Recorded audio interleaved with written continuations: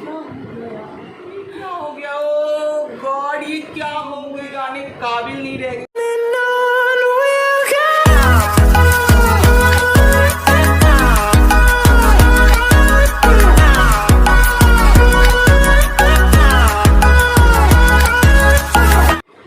Welcome back to my channel दिल की बातें और आप हैं ज्योति के साथ। तो आज का वीडियो बहुत ही खास है क्योंकि आज के वीडियो में आप जानेंगे कि मैंने ऐसे कौन कौन से मोमेंट्स जिए हैं जिसमें मैं बहुत एम्बैरेस हुई हूँ, और ये आप सब की लाइफ का हिस्सा है। यानी आप सब डे पर डे या कभी कभी अपनी लाइफ में कुछ ऐसे पल ज़रूर जिए होंगे, मतलब कुछ ऐसे पल ज़रूर आए होंगे आपकी लाइफ में कि आपको लगा होगा उफ ये क्या हो गया, ओ गॉड ये क्या हो गया। तो ऐसे ही कुछ जो है पल मेरी लाइफ के भी हैं और आगे कितने होंगे पता नहीं, लेकिन मेरी ज़िंदगी में कुछ ज़्यादा ही होते हैं। तो वो आज मैं आपके साथ शेयर करना चाहूँगी और आप लोग कमेंट बॉक्स में ज़रूर लिखिएगा कि इसमें से कौन सा आपके साथ मैच होता है या आपके साथ हो चुका है। तो जो पहला मोमेंट है वो उस टाइम का है जब मैं मतलब इतनी बड़ी नहीं थी, मैंने एम्बैरस वर्ड भी नहीं सुना था, शर्मिंदा होना क्या होता है ये भी मुझे नहीं पता था। हार्डली मैं 10 साल की रही होंगी और मेरे घर के सामने एक दीक्षित फैमिली यानी पंडितों की फैमिली रहती थी जिनके घर में सारे लोग बड़े गोरे चिट्टे से थे। और मैं अपने बचपन में बहुत ही काली कलूटी थी। यस, मैं बहुत काली कलूटी थी। यस, अभी भी गोरी नहीं हूँ। मेरा कहने का आप लोग ये मतलब समझे कि क्या आप बड़ी गोरी हो गई हो? नहीं, आप गोरी नहीं हुई, बट पहले से रंग थोड़ा सही हो गया है। पहले मैं बहुत थी क्योंकि बचपन में इंसान खेलता है, बाहर रहता है, स्कूल जाता है, तो उस टाइम पे मैं यस बहुत मतलब मेरा कॉम्प्लेक्शन बहुत डार्क था। तो वहाँ उनके घर में एक छोटी लड़की थी, 5 साल की रही होगी उस टाइम पे। तो एक दिन जो है ऐसे ही उनकी माँ ने वो हमें बुलाया, गेट पे खड़े थे सब लोग, गर्मी का मौसम था, गर्मी में माँ और काली हो जाती थी।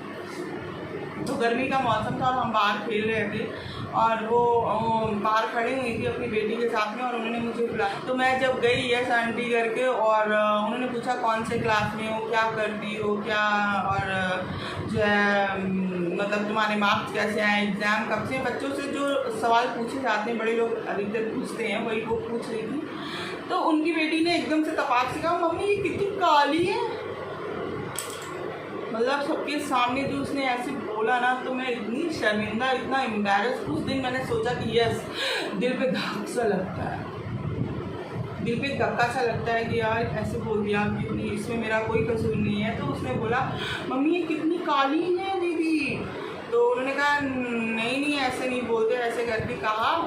तो मैं शर्मा गई, उन्हें भी लगा होगा कि यस इसे थोड़ा फील हो गया। तो वो मेरी लाइफ का पहला पल था जब मैंने महसूस किया कि यस कुछ अंदर होता है। अगर आपकी ज़िंदगी में ऐसा कोई पल आ जाता है बहुत एम्बैरेसिंग होता है। तो ये था मेरी ज़िंदगी का पहला जो है एम्बैरेसिंग मोमेंट।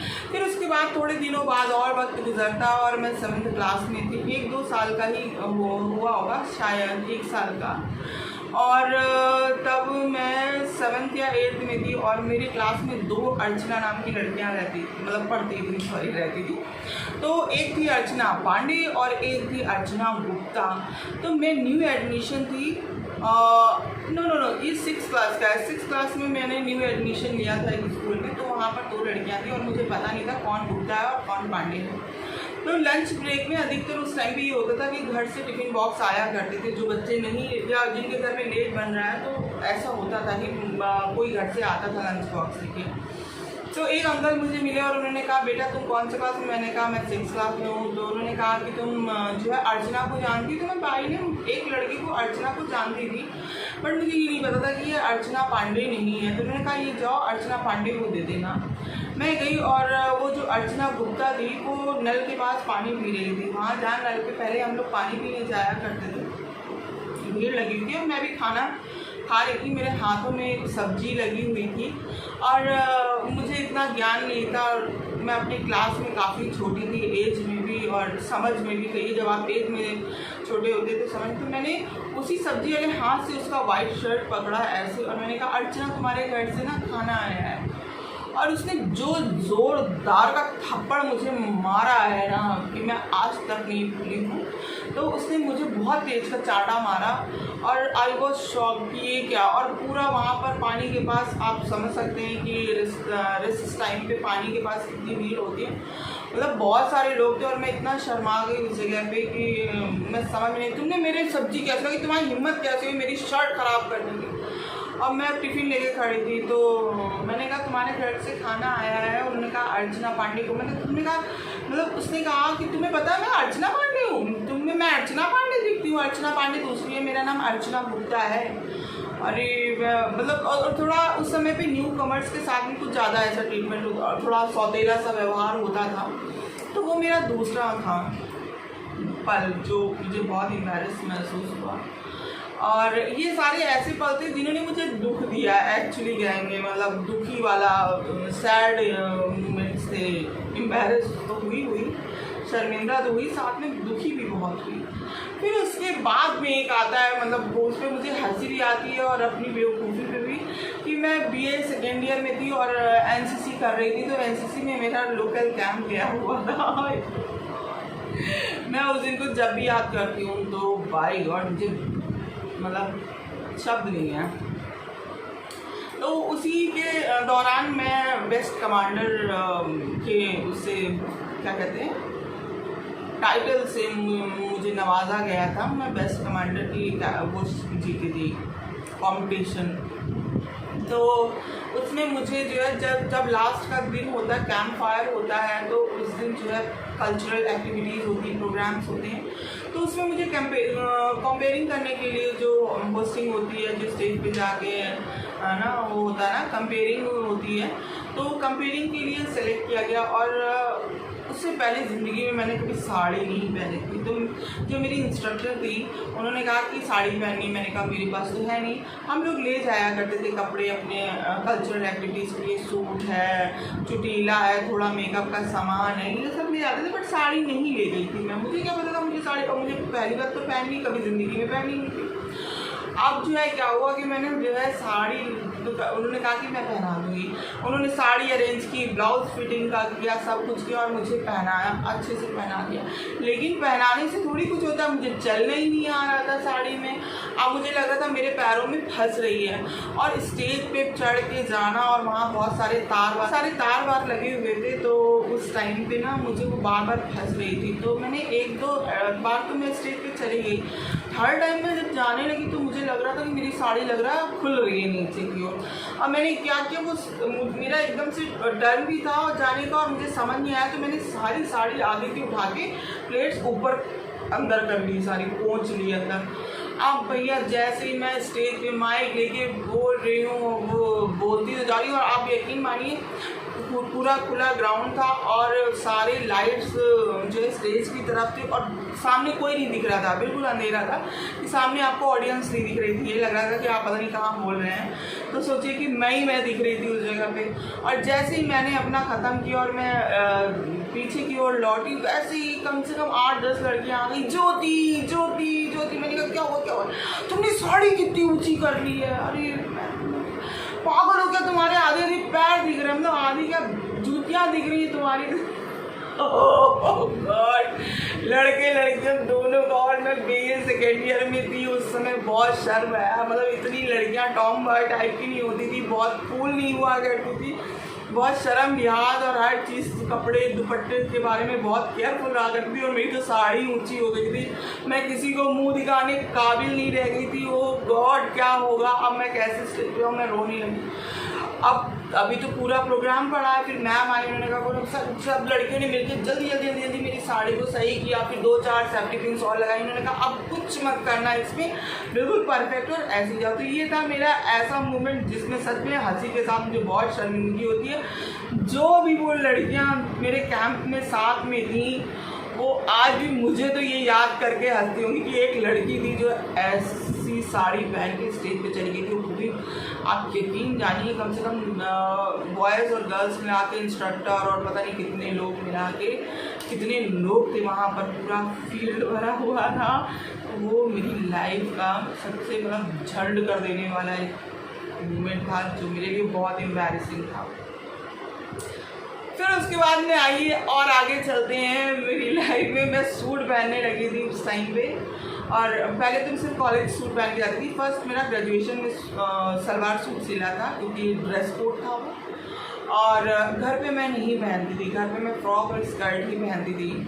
तो जो है क्या हुआ कि घर पे जब मैंने पहनना सूट शुरू किया तो एक दिन मैं नहा के निकली और बहुत जल्दबाजी में नहाई और नहा के निकली बाहर। सर्दियों का टाइम था, फटाफट कपड़े पहने और निकल गई। ये मुझे लगता है सभी लड़कियों के साथ में हुआ होगा, कमेंट बॉक्स में ज़रूर बताना, ठीक है। तो क्या हुआ कि वो लड़कियाँ क्या मैं बोलने जा रही हूँ, तो मैं कपड़े पहन के बाहर निकली और इतने में जो है बाहर आ गया दूध वाला, और मैं दूध लेने बाहर गई। और मैं जब वापस आई, काफ़ी देर वहाँ खड़े होकर मैंने बातें भी की, कोई खड़ा था वहाँ पे, और उसके बाद मैं पलट के घूम के वापस आई। और फिर वापस जब आई तो पीछे से एक लड़की आई मेरे कॉलोनी की, और उसने कहा ना, दीदी आपका पीछे का कुर्ता पूरा अंदर है। जो मैंने हाथ लगाया वो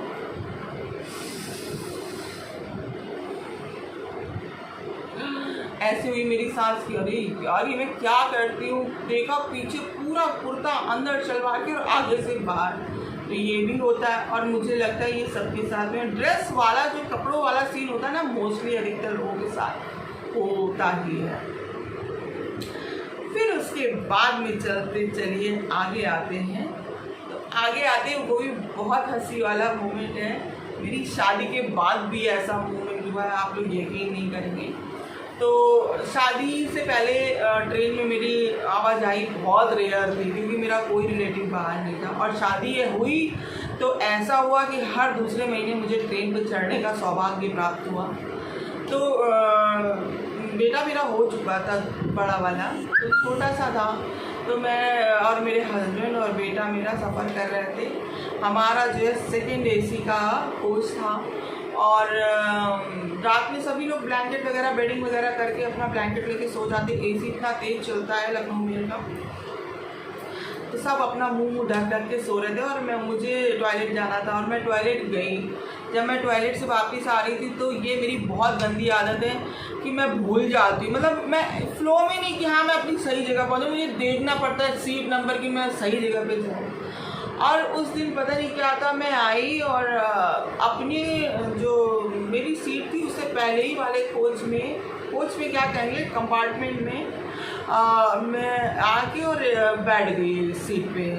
मुझे लगा कि मैं अपने हस्बैंड की सीट पे बैठी हूँ और बैठ गई। और मुझे पता नहीं क्या हुआ था कि मुझे समझ नहीं आता। हाँ, मुझे लगता है मुझे ना पीरियड्स हो गए थे और मुझे अपना सैनिटरी पैड लेना था। तो मैं अपने हस्बैंड को जगाने लगी ऐसे करके कि उठो उठो उठो उठो, और वो खराटे लेके मतलब जो भी सो रहा था वहाँ पे मैंने उसके पेट पे हाथ रखे, अरे उठो ना यार, जल्दी उठो यार, प्रॉब्लम हो गई है। और उस आदमी ने चैन से मुंह खोला, ओ माय गॉड, वो इतनी मुँह उसकी, और उसको जो देखा है मैंने, मतलब मेरा जैसे मेरे ऊपर किसी ने घड़ों पानी डाल दिया, मेरे पैर एक जगह जम गया, मैं मेरे मुँह से कुछ शब्द नहीं निकल रहा। आधी रात का समय और मैं एक आदमी को ऐसे ऐसे करके जगा रही हूँ कि उठो उठो, प्रॉब्लम हो गई है, बैग खोलना है, ये करना है, वो करना है, ऐसे करके। और मैं उठ के खड़ी हुई, वो भी मुझे देख रहा है एकदम से। वो नींद में था एक्चुअली, किसी भी बंदे को मैं नींद से जगा दूँगी ऐसे करके तो वो हड़बड़ा ही जाएगा। उसने भी ऐसे ऐसे करके देखा, मैंने कहा sorry sorry sorry sorry sorry भैया, सॉरी सॉरी, ऐसे करके मैं इतनी तेज, मेरा कहाँ का दर्द, कहाँ पेट दर्द, क्या सामान चीज़ कुछ भी नहीं पता। तो वो पल भी मुझे बड़ा याद आता है। ये बहुत ही एम्बैरेसिंग मोमेंट था, बहुत ही ज़्यादा ख़तरनाक वाला था। कि फिर मैंने अपने हस्बैंड को बताया, उन्होंने कहा हाँ तुम सबको अपना पति समझ लिया करो बस, और कुछ मत करना है, किसी के साथ उतर ना जाना किसी दिन। तो ऐसे काफ़ी सारे मोमेंट्स हैं जो मुझे याद आए, वो मैंने आपके साथ शेयर किए। तो ऐसे मोमेंट्स हुए हैं और मुझे लगता है ये आप सबके साथ भी हुए होंगे। अगर कोई भी इनमें से हुआ हो तो कमेंट बॉक्स में ज़रूर लिखिएगा, बताइएगा। तो ये थे मेरे कुछ एम्बैरेसिंग मोमेंट। ठीक है, आपको कैसा लगा ये भी बताइएगा। अच्छा लगा तो लाइक करके जाइएगा और मेरे चैनल को अभी तक अगर आपने सब्सक्राइब नहीं किया तो सब्सक्राइब कर लो। तो फिर मिलूंगी अपने नेक्स्ट व्लॉग या नेक्स्ट वीडियो में। तब तक के लिए अपना खूब ख्याल रखना, आपको खुश रखना। Bye bye, take care, thank you so much.